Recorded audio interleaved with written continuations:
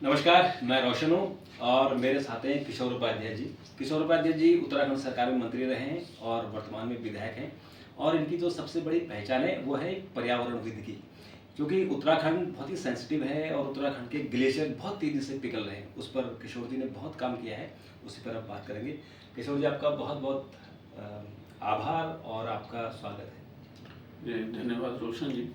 और आपका तो नाम ही रोशन है, तो चीज़ों को तो रोशन करना जो है वो जी, तो मैंने, आपको याद हो, मैंने पहले भी बहुत बहुत इस इन विषय पर बहुत काम किया है, लेकिन कोई सार्थक इस पर परिणाम नहीं आ रहे और आप लगातार कर रहे हैं। अभी आप 25 तारीख को भी कुछ इसी सिलसिले में कुछ काम कर रहे हैं।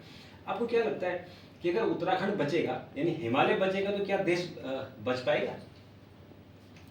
नहीं, आपको अगर याद होगा रोशन जी, मैं 12 वाला चुनाव इसी उसमें 377 वोट से हार गया, जब श्रद्धेय स्वर्गीय सुंदरलाल बहुगुणा जी के साथ हम लोगों ने जम्मू कश्मीर से लेकर के, और जब हम श्रीनगर में थे तो जहाँ हम प्रेस कर रहे थे, बगल में बम फट गया उस समय। अब सौभाग्य था हम बच गए, और अरुणाचल प्रदेश तक हम लोगों ने एक कार्यक्रम चलाया था, हिमालय बचाओ। और 2012 में चुनाव हार गया तो उसको आगे नहीं बढ़ा पाए हम। उसमें फिर हमने वनाधिकार और बहुत से विषय लिए हैं। अभी जो चिंता का विषय है, चिंता का विषय ये है कि ये हम नहीं बोल रहे, ये जो अंतर्राष्ट्रीय वैज्ञानिक हैं उनका कहना ये है कि अगले 2-3 दशकों में हिमालय पर एक बूंद बर्फ नहीं बचेगी। तो अगर एक बूंद बर्फ नहीं बचेगी तो क्या जो हमारा सत्ता का केंद्र है, दिल्ली बच जाएगा या लखनऊ बच जाएगा या भारत बच जाएगा, वो हमारे लिए चिंता का विषय होना चाहिए। जिस तरह से वेनेजुएला के ग्लेशियर तो इस साल ख़त्म हो जाएंगे, उसी तरह से जो हिमालय के ग्लेशियर्स हैं, अगर 2-3 दशक में समाप्त हो जाते हैं तो इसका मतलब कि उत्तराखंड ही क्या, भारत रहेगा नहीं रहेगा, इस पर विचार करेंगे। बिल्कुल। और उसके साथ में विश्व की क्या गति होगी। जैसे उस रिपोर्ट में ये है कि सिंगापुर जो सबसे विकसित और लोग जाना चाहते हैं वहाँ, वो भी 100-200 मीटर पानी के नीचे होगा। उसका जब जापान पर असर होगा, उसका यूके पे असर होगा, अमेरिका जो विकसित देश हैं तो उन सब पर असर होगा। तो मेरे ख्याल से इस पर सही समय विचार करने का, और वो सब चीज़ें हमने खुद खराब की। हिमालय थोड़ी कह रहा है कि हमको बचाइए। भाई हिमालय में आप वहाँ से ले लीजिए, पाकिस्तान से लेकर के और वहाँ तक चले जाइए, म्यांमार तक, तो जो सारी की सारी श्रृंखला है वो अगर इस तरह से ध्वस्त हो जाती है। और अगर मैं मुंबई और श्रीलंका इनकी बात नहीं कर रहा हूँ, हमको तो कोई गिनती में लेता नहीं है, लेकिन जापान ही डूब जाए और सिंगापुर ही डूब जाए तो उसकी परिकल्पना करिए कि हम किस तरह के खतरे की तरफ बढ़ रहे हैं। आपने जो खतरा उठाया बहुत जायज़ है, लेकिन उसकी जो प्रॉब्लम है कि हमारा जो क्लाइमेट चेंज के लिए जो तत्व जिम्मेदार है उसको कोई ख़त्म नहीं करना चाहता है। हमारा जो जो डेवलप कंट्री हैं, चाहे वो यूएसए हो, चाहे यूरोपियन देश हो, यहाँ तक कि जापान हो, वो अपना जो कार्बन डाइऑक्साइड है उसके जो उत्सर्जन का स्तर है वो कम नहीं करना चाहता है। तो ये समस्या ख़त्म कैसे होगी? क्योंकि आज भी जो रिपोर्ट आई है, एक यूएन की रिपोर्ट आई है, और वो तो कह रहा है कि पिछले केवल जुलाई की महीने की बात की उन्होंने कि इसमें लाखों लोग मरे हैं बिना पानी से, और जैसे भी चक्रवात आ रहे हैं और तमाम चीज़ें उसके साथ साथ। लेकिन ये जब विकसित देश ही अगर उसको नहीं मानेंगे तो उसका सलूशन क्या निकलेगा? नहीं, मुझे ये लगता है कि मानवता के लिए, और मानवता ही नहीं प्राणी मात्र के लिए, जो ये पिछले 100 साल रहे हैं, हम उसको, लोग तो विकास कहते हैं, लेकिन मैं ये कहता हूँ कि प्राणी मात्र के लिए एक खतरा है। उससे पहले लोग रहते थे, जंगल में रहते थे, ठीक है, लाइफ एक्सपेक्टेंसी कम रही होगी लेकिन लोग बहुत सुखी थे ना। हम भी तो गांव में रहे, ना सड़क थी ना कुछ था, और बहुत सुखी थे हम लोग। आपको मैं बताऊं कि कितना असर इन सब चीज़ों का है। अगर आप ऋषिकेश से और चंबा तक जाएंगे तो 1500 जो नेचुरल स्प्रिंग्स थे, स्रोत हैं, वो सूख गए। तो सभ्यताएं अगर विकसित हुई हैं तो वो जहाँ पानी है, आप और हम हिमालयी क्षेत्र में रहते हैं, तो जहाँ पर स्रोत पानी का रहा होगा वहाँ लोग बस गए।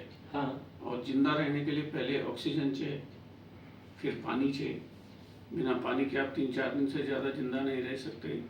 फिर आपको भोजन चाहिए, बिना भोजन के हो सकता है। मैंने तो 2 भूख हड़तालें की, आपको पता ही है यहाँ दिल्ली में उत्तराखंड के लिए। बिल्कुल। दूसरी जब भूख हड़ताल की तो उसमें मैंने अल्टीमेटम दे दिया मुख्यमंत्री को, मैं पानी पीना छोड़ दूंगा। तो सारे डॉक्टर आए, बोले ऐसा मत करना, बिना पानी के आदमी 3-4 दिन से ज़्यादा जिंदा नहीं रह सकता है। उसी तरह से 35, 40, 50 साल तक सुखदेव सुमन जी तो जो है 84 दिन तक रहे, जी। लेकिन उससे ज़्यादा नहीं रह सकते नहीं हैं। रह सकते। तो जो दुख का विषय है सबसे बड़ा, कि हमारा इन तीनों चीज़ों पर कोई फोकस नहीं है। बिल्कुल। हम ये नहीं सोचते ना कि ऑक्सीजन हमको शुद्ध हवा चाहिए, शुद्ध पानी चाहिए, शुद्ध अन्न चाहिए, तो वो चिंता का विषय। और अब जो बड़ा खतरा आपने हिमालय वाला जो हम बता रहे हैं, और 25 तारीख को कोशिश करेंगे, एक छोटी सी यहाँ पर कोशिश करें। 1 दशक के बाद 12 में उसको छोड़ा था, तो अब 12 साल हो गए।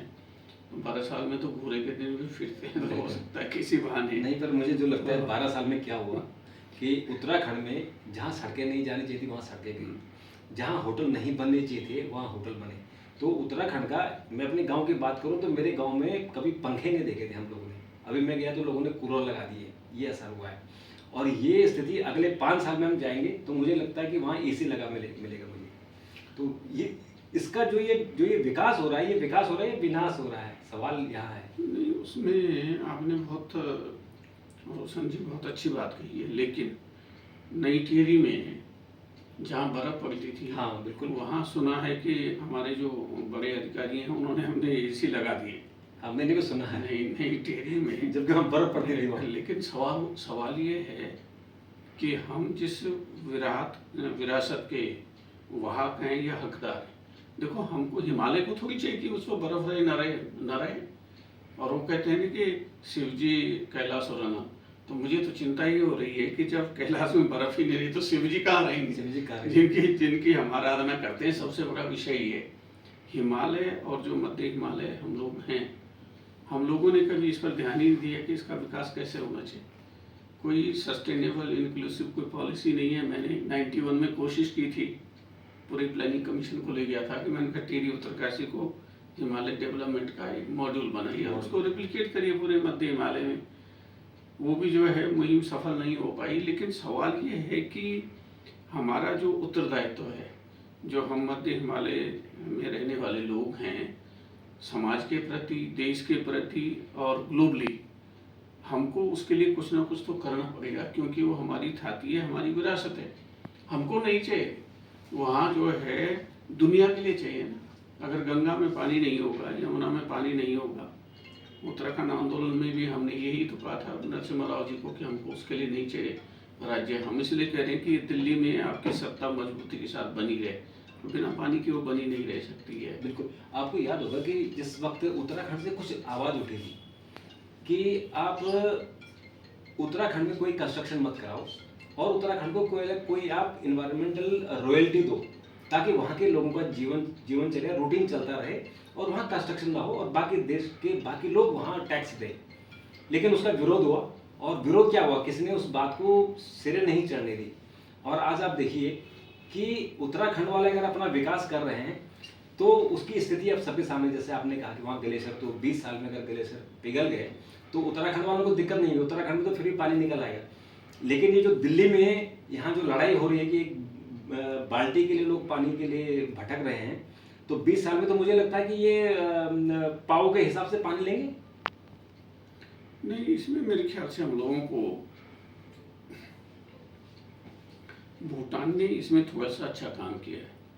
अच्छा, हम लोग क्या है कि उत्तराखंड और जो मध्य हिमालय के जो राज्य हैं, हम लोग हैं, हम उस हिसाब से चीज़ों को देख नहीं पा रहे हैं। उन्होंने कहा कि हम कार्बन न्यूट्रल स्टेट हैं, राज्य हैं, तो उनको जो है वो एक इतना बड़ा मुद्दा हो गया कि पूरे विश्व को उस पर ध्यान देना पड़ा, और उनको ग्लोबली जो है वो सस्टेनेबिलिटी के लिए जो है वो मदद मिल रही है। उस तरह का वातावरण जो हम सबसे ज़्यादा हिमालय जो जिनके पास है वो नहीं कर पा रहे हैं। और इसमें जो विकास की अवधारणा है, मुझे ये लगता है कि वो विकास की अवधारणा जो है वो फॉल्टी है। सबसे बड़ी परेशानी वाली बात ये है, क्योंकि पानी नहीं बचेगा तो उस विकास का हम लोग क्या करेंगे, और अगर अन्न ही नहीं पैदा होगा तो उस विकास का हम क्या करेंगे। तो इसको नए दृष्टिकोण से देखने की ज़रूरत है, और इसीलिए हम लोग कोशिश कर रहे हैं कि इस पर नए दृष्टिकोण से कुछ बातचीत कर सकें। कुछ जो आप 25 तारीख आपका प्रोग्राम है उसमें कुछ आपने एजेंडा बनाया कि क्या हमारा एजेंडा होना चाहिए और उसको हम कैसे आगे ले जाएं ताकि उसको इम्प्लीमेंट हो सके, क्योंकि बैठकें तो बहुत हो चुकी है और कई साल से आप भी कर रहे हैं और हम भी कई साल से देख रहे हैं। इस बैठक का रिजल्ट भी निकले तो उसका थोड़ा सा अगर आप बताएं तो अच्छा रहेगा। नहीं, ये एजेंडा जो है, मैं इस बार ये चाहता हूँ कि हम अपनी तरफ से कोई एजेंडा न दें। हम तो सीधे कहें भाई ये खतरा है, अब आप मुंडे मुंडे मतलब में ना, हो सकता है किसी और के दिमाग में कोई और बढ़िया आइडिया हो तो हम पहले से ही उसको क्यों जो है वो फिक्स कर दें। हम नहीं चाहते, हम ये चाहते हैं कि उसमें सब लोगों के विचार आएँ और बैठ करके फिर आगे की रणनीति खाली उत्तराखंड के लिए नहीं, मध्य हिमालय के लिए नहीं, बल्कि पूरे भारत के लिए और ग्लोबली हम कुछ विचार इस तरह से निर्णय लेकर के उठें कि लोग उसमें बताएं। मान लीजिए सिंगापुर डूब रहा है तो लोग बताएं कि भाई हम इसमें क्या कर सकते हैं। और मुझे ये लगता है कि हिमालय, पहले भी हिमालय ने हमारी रक्षा की ना, सेना से ज़्यादा। मैं कोई सेना का ये नहीं कह रहा हूँ कि हम कोई उनका वो गौरव गिरा रहे हैं, लेकिन सेना से ज़्यादा तो हिमालय ने हमारी रक्षा की। नहीं तो अब तक कितने यहाँ पर जो है आक्रमण हो गए होते, तो हमारा रक्षक भी है और रक्षक के साथ साथ जो है वो हमको हर तरह की संपन्नता भी देता है। तो वो एक वैश्विक एक एजेंडा बनना चाहिए। आप ये देखिए कि हम लोग उस पर कोई विचार नहीं कर रहे हैं। अभी एक बैठक हुई थी यूएन की, ये मेरे ख्याल से मिडिल ईस्ट में कहीं हुई, तो वहाँ जो सेक्रेटरी जनरल हैं यूएन के, उन्होंने ही हिमालय के विषय को रखा, जो कि हमको रखना चाहिए था। मेरा मानना ये कि हिमालय दोबारा हमको सोने की चिड़िया बना सकता है और भारत को जो है कि सर्वोपरि राष्ट्र जो है वो अमेरिका से भी आगे जो है स्थापित कर सकता है, अगर भारत ने उस पर सही ढंग से काम किया और उसको मंच पर, जो वैश्विक मंच है, सही ढंग से उठाने का अगर काम कर दिया। तो हिमालय में तो इतनी शक्ति है, कालिदास ने भी जो है किसी देवता की जो है कोई आराधना थोड़ी की, अस्त्युत्तर स्वयं देशी देवतात्मा हिमालयो नाम नगाधे राज, और वो तो मानदंड है पूरे विश्व का और नियामक है। हिमालय वेदर का, मौसम का, जलवायु का, जलवायु परिवर्तन का, सब चीज़ का मानक है। तो हमको थोड़ा सा उस पर काम करना है। अब वो क्या है कि इशू इतना बड़ा है कि हो सकता है मुझ में इतनी क्षमता ना हो, लेकिन आप जैसे मित्र अगर मिलकर के उसको आगे बढ़ा लेंगे तो लोगों को तो सोचना पड़ेगा ना। बिल्कुल। सबसे बड़ी बात ये है कि हम अपने बच्चों को उनके बच्चों के लिए छोड़ करके क्या जा रहे हैं। अगर हमने पानी नहीं छोड़ा उनके लिए, ऑक्सीजन ही नहीं छोड़ी, जल नहीं छोड़ा और अन्न नहीं छोड़ा, तो फिर मतलब बच्चे कैसे सर्वाइव करेंगे, वो बड़ा विषय है। तो हमारी जो आने वाली संतति है उसके भविष्य की रक्षा के लिए भी ये जरूरी है। जी, और मुझे लगता है कि जो जलवायु परिवर्तन की हमारे सामने चुनौती आ गई है उसमें हर एक व्यक्ति को अपना योगदान देना पड़ेगा। अगर योगदान नहीं दिया तो न मानव बचेगा और न कोई प्राणी बचेगा। तो किशोर जी, आप इस मुहिम में लगे हुए हैं, मेरी आपको शुभकामनाएं। आपने मुझसे बात की, बहुत बहुत धन्यवाद। धन्यवाद।